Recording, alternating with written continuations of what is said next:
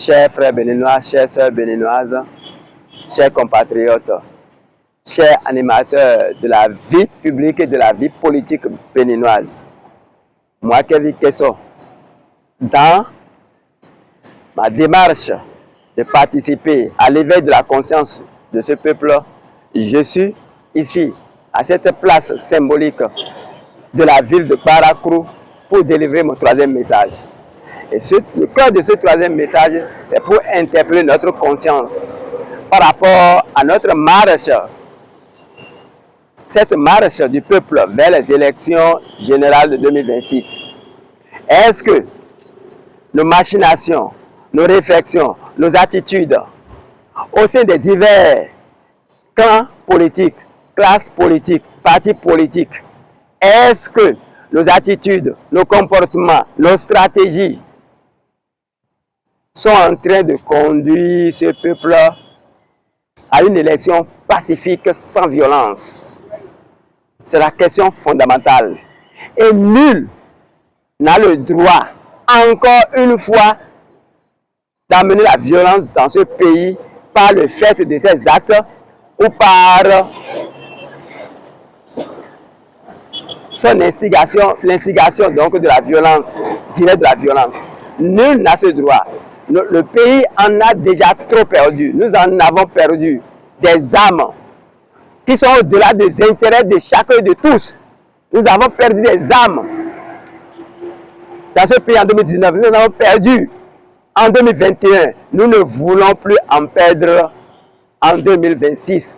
Et il faut que les consciences des animateurs des partis politiques, tous puissent orienter leur conscience sur ce but ultime.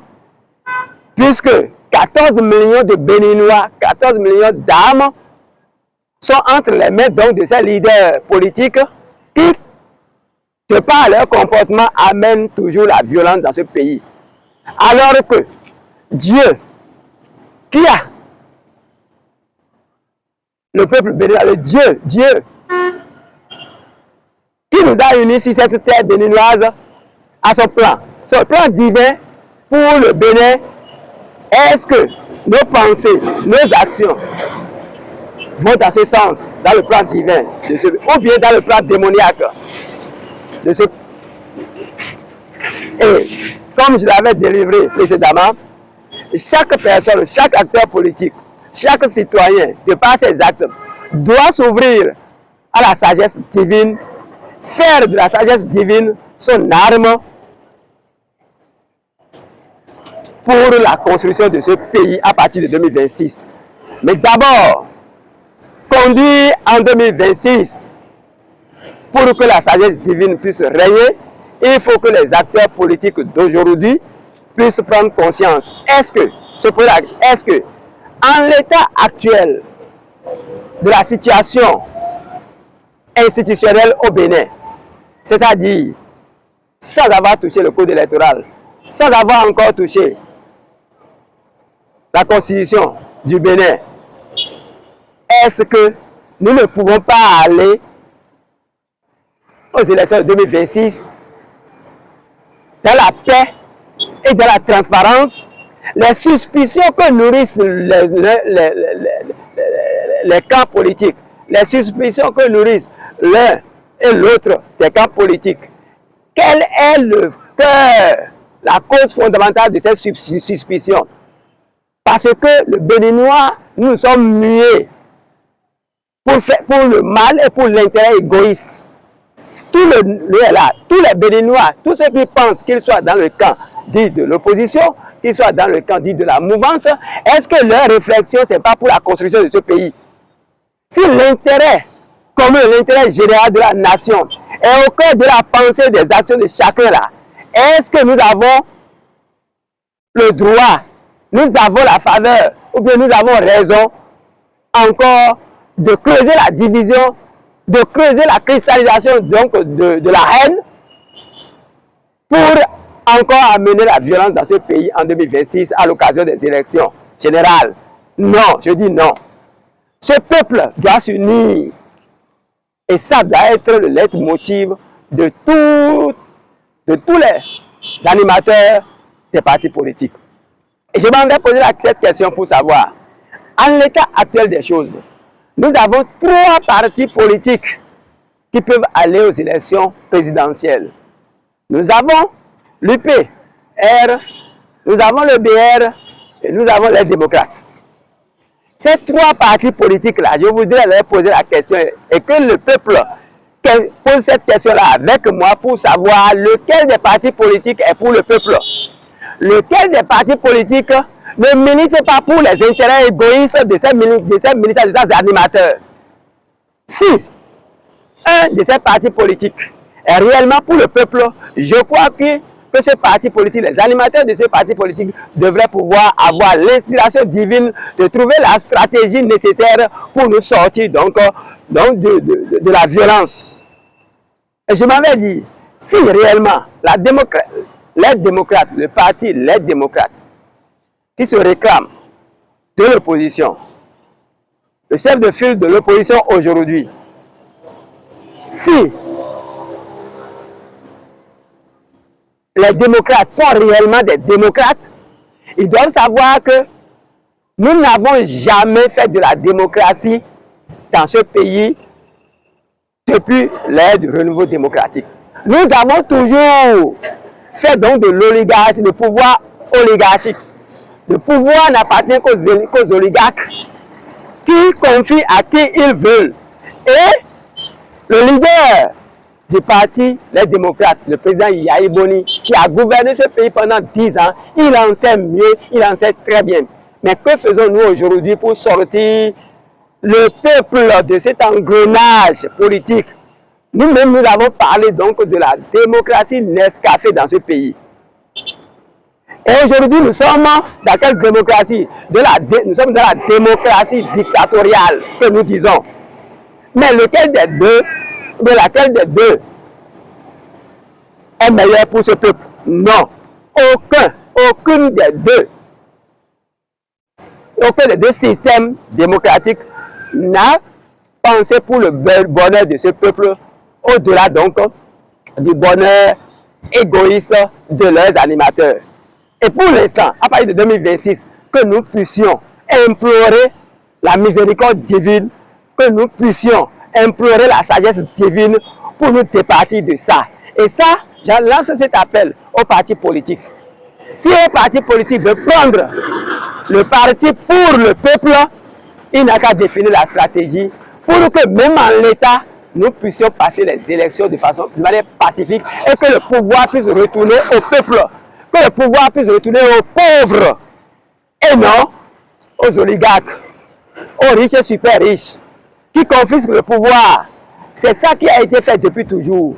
Mais aujourd'hui, je nous lance l'appel. Et Dieu m'envoie nous lancer l'appel pour dire, si l'un des partis politiques est pour ce peuple, alors la stratégie ultime, la stratégie qu'il faut pour sauver le peuple, c'est que ce parti politique se décide d'ouvrir les primaires pour tous les fils et filles de ce pays. Et lui s'engage à mettre sur pied un jury impartial, qualifié, pour conduire et mettre pour conduire ces primaires, ouvrir ces primaires qui seront ouvertes à tout le peuple. Et que des gens, tous citoyens qui pensent être inspirés de Dieu, détenir la sagesse divine pour apporter, pour rester devant ce peuple à partir de 2026, pour apporter le bonheur à ce pays, pour construire ce pays-là, que ces citoyens soient élus par tout le peuple, exactement comme nous faisons, ou bien comme Janta fait le concours de Dis-moi qui est la plus belle. Un concours pareil, où le peuple, à ce mot à dire, a élu le citoyen qui détient la meilleure vision, le meilleur projet de société pour ce pays, que ce parti qui se réclame du peuple puisse emprunter seulement cette voie. Et déjà en 2025, en 3 mois, les élections de 2026 seraient déjà clôturées. Parce que quand ce parti aurait ouvert au peuple béninois, à tous les citoyens, aux citoyens qui se jugent capables de rester, de diriger ce peuple quand cette élection primaire serait ouverte à ce peuple et que le candidat serait choisi par la voie transparente, démocratique, ouverte au peuple qui vote par téléphone, je crois que celui-là qui serait choisi, qui serait désigné parce qu'il détient le meilleur projet de société, la meilleure vision, la meilleure qualité humaine et la sagesse divine pour rester devant ce peuple, tout le peuple aura déjà vu ce candidat-là, et ce parti aura donc à choisir celui-là à travers une convention populaire, un pacte social, que celui-là qui serait élu, il va positionner celui-là comme son candidat à la présidentielle de 2026. Si nous utilisons cette voie-là, est-ce que la violence pourra encore venir? Je crois que non. Ce serait au-delà donc des intérêts égoïstes de tous les camps politiques. Et donc, si parmi les partis politiques, il y en a un seul qui se trouve du côté du peuple des pauvres, qui prétend défendre les intérêts des pauvres, qui prétend s'engager pour l'autodétermination de ce peuple, pour l'union nationale, pour la prospérité nationale, sans parti pris, je crois que ce parti politique a aujourd'hui toute la latitude de se mettre du côté du peuple et de procéder par cette voie démocratique pour que le candidat désigné par ce peuple, ce candidat illuminé, ce candidat détenteur de la sagesse divine puisse être le candidat de ce parti politique et qu'il ouvre désormais à partir de 2026 la voie de la démocratie, de la vraie démocratie, de la démocratie authentique, inspirée par Dieu au peuple qui nous en donne les leçons aujourd'hui, que ce pays puisse s'ouvrir cette voie et que toute la nation noire puisse suivre après cette voie. C'est ça le message principal au cœur de mon message aujourd'hui que je viens délivrer ce dimanche 23 mars 2025 à cette place Hubert Maga de Parakrou, et que nous puissions espérer que à partir de 2026, ce pays soit un pays de tout le monde, et non un pays où les hommes font de la rupture avec eux-mêmes, où des citoyens font de la rupture avec eux-mêmes, alors que le système spoliateur, le système asservissant que nous avons hérité, que ce système soit toujours en place et que des conducteurs, des chauffeurs viennent conduire et que nous puissions, et que le peuple continue à souffrir et à souffrir et à crier encore. Alors que le problème, c'est le système qui nous conduit et non les hommes qui viennent. Et je voudrais nous demander, depuis 60, à partir de ce premier président de la République, quel est le président béninois qui a fait le bonheur des Béninois et les Béninois ont applaudi jusqu'à la fin donc, de son mandat présidentiel? Qui? Est-ce que tous ceux-là donc sont contre ce pays? Ce qui veut dire que le système politico-institutionnel et administratif que nous avons conduit jusque-là, c'est un système anti-populaire, anti-humain et anti-divin. Et c'est pourquoi je lance cet appel depuis cette place de Parakrou pour que, à partir de 2026, nous puissions parler donc d'une république de Parakrou au Bénin. Que ce soit une république de tout le monde et une république des riches, des oligarques, de l'oligarchie, et qui puissent toujours détenir le pouvoir et remettre à qui ils veulent. Non. Dieu a fait ses fils et filles égaux. Nous sommes tous égaux devant Dieu. Et nous avons tous les mêmes droits. Droit de se nourrir, droit de se vêtir, droit de se soigner, droit de s'instruire et droit de se loger. Ces besoins fondamentaux de l'homme se trouvent être équitablement les besoins de l'homme et des Béninois, de tous les Béninois. Et c'est pour ça que, depuis cette place, Dieu m'a inspiré pour passer ce message. Et je voudrais inviter tous ceux qui, en contact de ce message, voient la pertinence, qu'ils puissent se multiplier, qu'ils puissent en appeler aux consciences donc des Béninois, et que nous puissions désormais nous mettre dans un mouvement de conscientisation, d'éveil de la conscience et dans un mouvement donc de réveil spirituel pour le règne de la sagesse divine en 2026 au Bénin. Voilà, chers compatriotes, chers frères et sœurs béninois, le message important que Dieu m'a inspiré, a inspiré Kevin Tessor, Tapoin, à délivrer à ses frères et sœurs du Bénin à partir de cette place Hubert Koutoukou Maga de Parakou. Je vous remercie.